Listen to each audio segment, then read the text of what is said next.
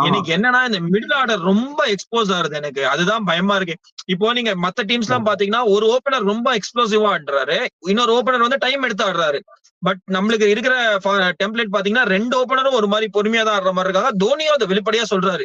எங்க டீம்ல வந்து ஓபனர்ஸ் எல்லாம் வந்து நீங்க வந்து டெக்ஸ்ட் புக் ஷாட்ஸ் தான் ஆடுவாங்க, சிக்ஸர் அடிக்கிறது தான் கஷ்டம், ரன் கொஞ்சம் முன்ன பின்னதான் வரும் அப்படின்னு அவரு வெளிப்படையா சொல்றாரு. ஹசியே வந்து என்ன சொல்லியிருக்காருன்னா, நாங்க வந்து யங்ஸ்டர்ஸ் நாங்க சான்ஸ் கொடுக்க போறோம், இது ரொம்ப சீரியஸான டோர்னமெண்ட். அவர் கொஞ்சம் ஒரு மாதிரி ஓப்பனா சொல்லிட்டாரு, இது வந்து எங்களுக்கும் ரொம்ப ஹர்ட் ஆகுது, உட்கார்ந்துருக்கு எங்களுக்கும் ஹர்ட் ஆகுது, பிளேயர்ஸ்க்கும் ஹர்ட் ஆகுது, ரொம்ப ஒரு டஃப்பான டைம்ல இருக்கும், இந்த டைம் தான் ட்ரூ ஃபேன்ஸ் எல்லாம் தெரியும் அப்படின்னு சொன்னாரு.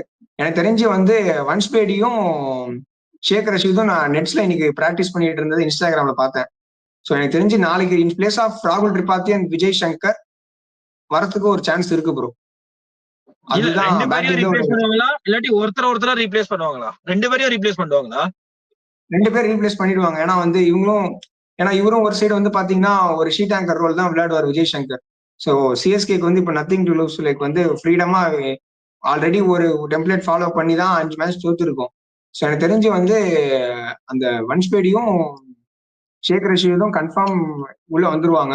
நிறைய பேர் சொல்றாங்க வந்து ஆஷனா வந்து டிரா பண்ணணும்னு சொல்லிட்டு. நான் நிக்கலஸ் பூரனோட 10 மேட்ச்ல 4 தடவை வந்து நிக்கலஸ் பூரன் விக்கெட் எடுத்திருக்காரு.